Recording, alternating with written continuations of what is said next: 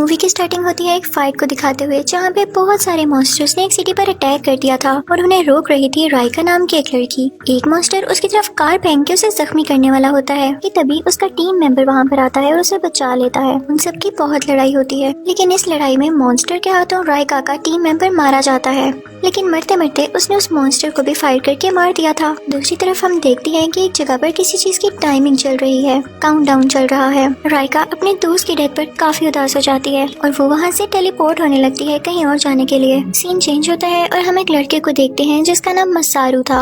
वो फोन पर किसी से बात कर रहा होता है और उसके हाथ में बर्थडे केक होता है अपने छोटे भाई के लिए। वो स्टेशन पर खड़ा होता है कि तभी वो देखता है कि एक आदमी एक बूढ़े आदमी को मार रहा है, उसे टॉर्चर कर रहा है। वो उस बूढ़े आदमी के पास जाता है ताकि उसे बचा सके, लेकिन वो किलर उसे वहाँ पर मार देता है, यानी मसारू को। हमें यही लगता है कि वो मर चुका है, लेकिन अगले ही सीन में वो खुद को जिंदा पाता है एक बंद कमरे में। उस रूम में इसके अलावा 4 लोग और थे। काउंटडाउन चल रहा था, उसपे कुछ चीजें लिखी हुई आती हैं जो किसी किस्म की इंस्ट्रक्शंस थी। उसके जरिए इनको ये पता चलता है कि सब लोग मर चुके हैं और अभी इनकी गेम वाली लाइफ है। इन लोगों ने गेम में स्टेप इन कर लिया है। इनको बताया जाता है कि तुम लोगों को डिफरेंट टास्क दिए जाएंगे, जिसमें सबसे बड़ा टास्क मॉन्स्टर्स के लीडर को हराना था, जो कि बहुत ताकतवर था और उसको ढूंढना इतना आसान नहीं था। इस गेम को पूरा करने के लिए इनको सूट भी दिए जाते हैं। जब ये लोग वो ड्रेस पहन लेते हैं तो इनको कुछ वेपन्स दिए जाते हैं जो कि बहुत एडवांस थे और उस लीडर को मारने में बहुत काम आ सकते थे। दूसरे वाला आदमी कहता है कि मैं ये सूट नहीं पहनूंगा, मुझे यहाँ क्यों लाया गया है। तो यंग लड़का उसे शूट कर देता है कि अभी से इतनी प्रॉब्लम्स खड़ी कर रहा है तो बाद में जाके ये तो हमें खेलने ही नहीं देगा। वो गुस्से वाला लड़का तो मारा जाता है, लेकिन ये सब लोग ड्रेसअप होके और अपने अपने वेपन्स यानी हथियार लेके वहाँ से टेलीपोर्ट हो जाते हैं, यानी किसी और जगह चले जाते हैं। वो ऐसी जगह पर जाते हैं जहाँ पे मॉन्स्टर्स ने अटैक कर रखा था।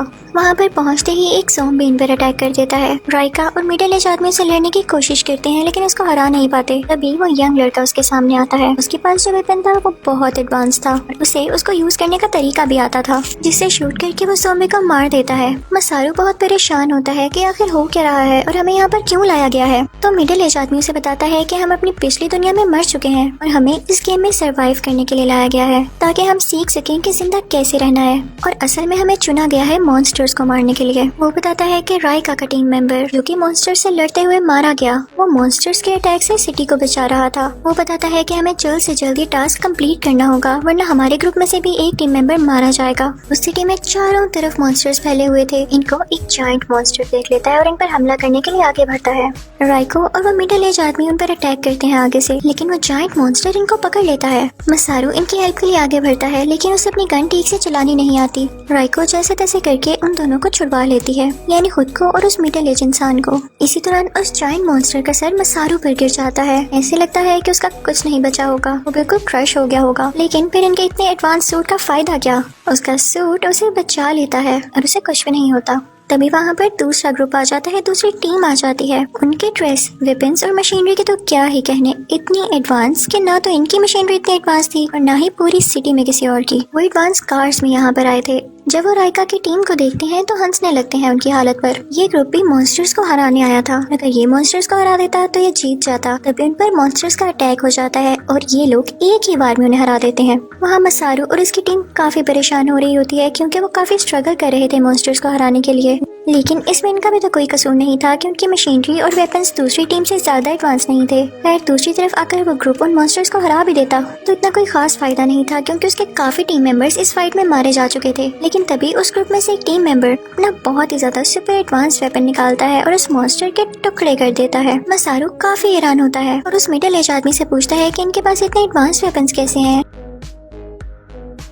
तो वो मसारू को बताता है कि तुम नए हो, मैं जानता हूँ तुम्हें नहीं पता होगा, लेकिन टास्क के एंड में जो जीत जाता है उसको उसी रूम में वापस बुलाया जाता है। अगर उसकी स्कोरिंग ज्यादा हो उसे 3 बोनसेस मिलते हैं। बोनस की पहली ऑप्शन होती है कि आप कोई भी एडवांस वेपन चूज कर लें। दूसरा ऑप्शन ये है कि अगर कोई आपका टीम मेंबर मर चुका है और आप उसे वापस लाना चाहते हैं तो आप ऐसा कर सकते हैं। और तीसरी ऑप्शन ये है कि सब कुछ भुलाकर इस गेम में जो जो चीजें मिली है वो सब लौटा कर आप अपनी असली जिंदगी में वापस जा सकते हैं। वो बताता है कि दूसरा ग्रुप ये गेम काफी बार जीत चुका है, इसीलिए उनके पास एडवांस वेपन्स और एडवांस मशीनरी है। उनकी ये बातें वो यंग लड़का भी सुन रहा होता है। अब उनके ड्रेस में एक स्पेशल चीज ये थी कि वो इनविजिबल हो जाया करता था, जिससे वो इंसान किसी को न नजर आ सके। वो खुद को इनविजिबल कर देता है और वहाँ से चला जाता है ताकि पूरे 100 पॉइंट्स उसी को मिल सके और वो अपनी मर्जी का ऑप्शन सिलेक्ट कर सके। ये सारे मॉन्स्टर्स अटैक कर रहे थे लोगों पर। जब मसारू ये देखता है तो उसे बहुत बुरा लगता है और वो आगे बढ़ता है लोगों को बचाने के लिए। तभी वो मिडिल एज आदमी उसे कहता है कि ऐसा नहीं करो, हमारा मेन टास्क मॉन्स्टर्स के लीडर को मारना है, ना कि इन छोटे मोटे मॉन्स्टर्स को। अगर हम रास्ते में इन्हीं को मारते रहे तो हमारी एनर्जी भी कम हो सकती है और हमारी जान को भी खतरा है, तो क्यों ना फुल फोकस वहीं रखा जाए। लेकिन मसारू कहता है कि तुम लोग डरते हो, इतनी हिम्मत तो पैदा करो कि सबसे लड़ सको। इन मासूम शहरियों का क्या कसूर है? तो वो आदमी इसको रोकते हुए कहता है कि मैं जानता हूँ तुम्हारा छोटा भाई भी है और सोचो अगर तुम्हें कुछ हो गया तो उसका क्या होगा। वो उसे कुछ कॉइन्स देता है कि फोन बूथ से उसे कॉल करके उसका हाल तो पूछ लो। वो अपने भाई को कॉल करता है, उसका भाई खाना खा रहा होता है। ये सारे अटैक्स असली दुनिया में चल रहे थे। तो मसारू अपने भाई से कहता है कि शहर के हालात काफी खराब हैं, तुम प्लीज अपने घर में ही रहना, मैं जल्द आ जाऊंगा। उधर ही मॉन्स्टर्स का लीडर भी इनकी सारी बातें सुन रहा होता है। अब मसारू बाहर आता है तो देखता है कि पूरे मॉन्स्टर्स अटैक करने पर तुले हुए हैं, लेकिन उनके अगेंस्ट जो दूसरा ग्रुप था उसे भी कोई फर्क नहीं पड़ता था कि मॉन्स्टर्स मरे या ना, क्योंकि वो लोग भी यही सोच रखते थे कि हमें बस लीडर को मारना है ताकि जल्द से जल्द जीत सकें। लेकिन मसारू का दिल बहुत नरम था, वो लोगों की जान भी बचाना चाहता था। उस दौरान एक आंख वाला जायंट मॉन्स्टर शहर तबाह कर रहा होता है और मसारू उसके पास जाके उसे पंच करता है तो उस मॉन्स्टर को काफी दर्द होती है और वो पीछे हो जाता है। मसारू को पता चलता है कि उसके सूट में तो काफी ज्यादा पावर है। वो उस मॉन्स्टर के ऊपर से काफी ज्यादा ऊंची जंप लगाता है, लेकिन वो मॉन्स्टर उसे पकड़ लेता है और उसे खाने ही वाला होता है कि तभी दूसरे ग्रुप की एक फीमेल टीम मेंबर आती है और उसे बचा लेती है। दूसरे ग्रुप की टीम मेंबर उसे कहती है कि हमें ऐसा नहीं करना, हमारा कंसर्न सिर्फ लीडर को मारना है। लेकिन मसारू कहता है कि नहीं, मुझे परवाह है इन लोगों की जानों की भी, इनसे पता नहीं कितने लोग जुड़े हैं। उसी दरअसल अपने छोटे भाई का भी ख्याल आ रहा था। वो जाकर उस मॉन्स्टर से लड़ाई करने लगता है और वो मॉन्स्टर भी उस पर अटैक करने लगता है। तभी दूसरे ग्रुप की टीम मेंबर उसके सामने आ जाती है, लेकिन वो मॉन्स्टर काफी स्ट्रॉन्ग होता है। वो उसी लड़की को पकड़ लेता है। मसारू उस लड़की की गन लेता है और उसी गन से उस मॉन्स्टर पर अटैक करने लगता है, उसे शूट करने लगता है और इस बार उसके वार जाया नहीं जाते और फाइनली वो मॉन्स्टर मर जाता है, उसके पीसीस हो जाते हैं। ये देखकर उस ग्रुप की टीम मेंबर काफी इम्प्रेस होती है। वो उसे कहती है कि तुमने अपनी जान रिस्क में डालकर मेरी जान क्यों बचाई? तो मसारू कहता है कि तुमने भी तो मेरी जान बचाई। वो दोनों एक दूसरे से कहते हैं कि हम इस गेम में जिंदा रहना चाहते हैं। पूछने पर मसारू बताता है कि मेरा एक छोटा भाई है और मेरे पेरेंट्स की डेथ हो चुकी थी, जिसकी वजह से मैं ही हूँ सिर्फ अपने छोटे भाई के पास। तो वो फीमेल टीम मेंबर बताती है कि मेरा भी छोटा सा बेटा है जो कि 10 साल का है और मेरा जिंदा रहना भी बहुत जरूरी है ताकि मैं असली दुनिया में उसके पास वापस जा सकूं। वो मसारू को बताती है कि तुम हमें सबसे अच्छी टीम समझ रहे हो, तो यह गलत है। हमसे भी ऊपर एक ग्रुप है जो कि 7 बार इस गेम को जीत चुका है और उसके पास हमसे भी ज्यादा एडवांस वेपन्स हैं। उनका काम तो सिर्फ लीडर को ढूंढ कर मारना है और वो इस शहर में छुप कर कहीं रह रहे हैं।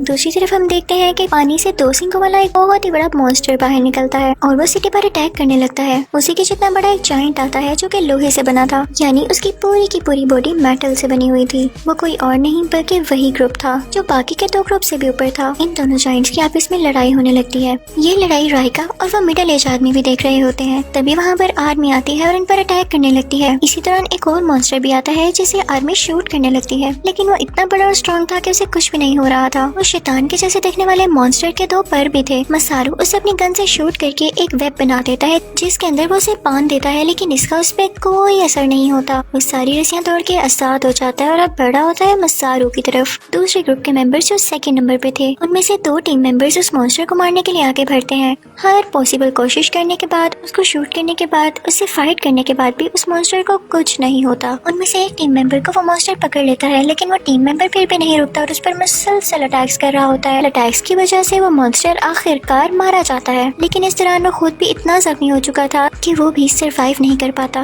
और इसी वक्त उन मॉन्स्टर्स का लीडर वहाँ पर आ जाता है जो कि काफी छोटी हाइट का था और उसे देखकर इतना डर भी नहीं लग रहा था। तो उसमें जरूर कोई ना कोई ऐसी एबिलिटी होगी जो कि हिडन होगी और काफी खतरनाक होगी। 2nd ग्रुप का मेंबर उस पर कई अटैक्स करता है और कई बार उसकी बॉडी काफी पीसीस में बढ़ जाती है, लेकिन वो फिर से छोड़कर उन पर फिर से अटैक करने लगता है। वो आदमी भी पूरी कोशिश कर रहा था कि इसको हरा दे, लेकिन वो लीडर लीडर कई ज्यादा फीमेल बॉडीज में बदलकर एक बहुत बड़ी जायंट फीमेल मॉन्स्टर बन जाता है और वो सेकंड ग्रुप के टीम मेंबर को निगल जाता है। ये देखकर मसारू उस पर अटैक करने के लिए आगे बढ़ता है। वो मसारू को खाने ही वाला होता है कि तभी कहीं से उस पर कोई अटैक होता है जिससे वो नीचे गिर जाता है और उसके टुकड़े हो जाते हैं। ये अटैक उस यंग लड़के के अलावा किसी ने नहीं किया था जो कि डिसअपीयर हो गया था, लेकिन इसका कोई फायदा नहीं हुआ था क्योंकि उस मॉन्स्टर का खून जो नीचे गिरा था उस खून में से एक और क्रिएचर उठ खड़ा होता है। यानी उस मॉन्स्टर के लीडर में यही एबिलिटी थी कि वो कोई भी फॉर्म ले सकता था। ये देखकर वो यंग लड़का फिर से डिसअपीयर होने लगता है, लेकिन उस लीडर को ये पता चल जाता है। वो एक जोरदार इलेक्ट्रिकल वेव उसकी तरफ फेंकता है जिसकी वजह से उसका एक हाथ ज़ाया हो जाता है। वहाँ पे ब्लास्ट होने वाला होता है जिससे पहले ही मसारू सबको समंदर में लेके जंप कर देता है। अब दूसरी तरफ जो 2 सिंगों वाला जायंट मॉन्स्टर था और सबसे बेस्ट ग्रुप जो 7 बार टास्क जीत चुका था, उन दोनों में लड़ाई हो रही होती है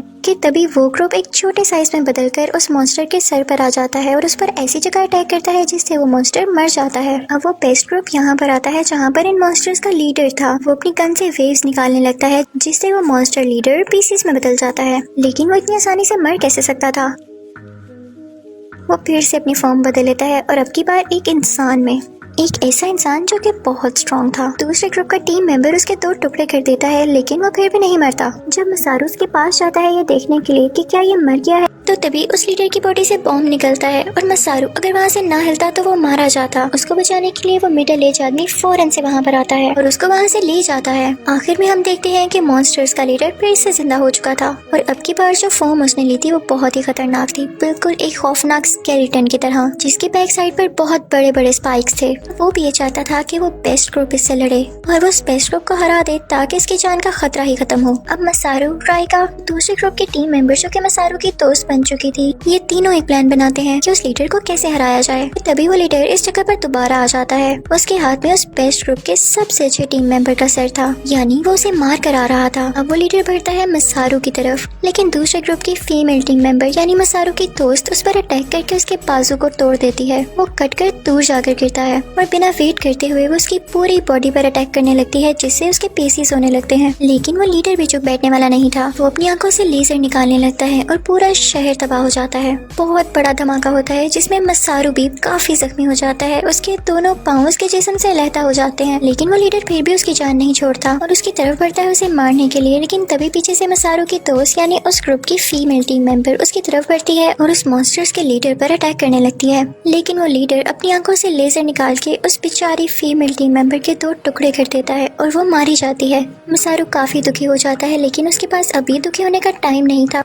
वो फौरन से उस फीमेल टीम मेंबर की गन उठाता है और उससे उस पर वार करने लगता है। वो उस मॉन्स्टर लीडर पर कई लेजर अटैक करता है जिससे फाइनली वो काफी जख्मी हो जाता है और उसको रीजनरेट होने का मौका ही नहीं मिल रहा था और यहाँ पे फाइनली उसकी डेथ हो जाती है। अब इस गेम में सिर्फ 4 कैरेक्टर्स ही बाकी बचे थे, एक मसारू, एक राइका, एक मिडिल एज आदमी और एक वो यंग आदमी। वो लोग यहाँ से टेलीपोर्ट होकर उसी रूम में आ जाते हैं जहाँ से गेम स्टार्ट हुई थी। इस टास्क में मसारू को 100 पॉइंट्स मिलते हैं। वो चाहता तो अपने घर वापस जा सकता था, लेकिन वो ये ऑप्शन सेलेक्ट करता है कि वो अपनी दोस्त यानी उस फीमेल टीम मेंबर को जिंदा कर सके। अब वो फीमेल टीम मेंबर जिंदा होकर इनके पास आ जाती है और यहाँ पर हमें एक बहुत हैरत अंगेज बात पता चलती है कि मसारू ने ये गेम पहली बार नहीं खेली थी, बल्कि वो ये गेम खेलता रहता था और इनके ग्रुप का लीडर था। वो कहता है कि मैं हर बार अपने टीम मेंबर को रिवाइव किया करता था, लेकिन लास्ट टाइम जब मैं जीता तो मैंने ये ऑप्शन सेलेक्ट किया था कि मैं अपनी फैमिली के पास वापस चला जाऊँ, लेकिन उस दुनिया में जाते ही मैं दोबारा से मारा गया और मैं फिर से इस गेम में आ गया। और इसी के साथ ये मूवी खत्म हो जाती है। Thank you for watching.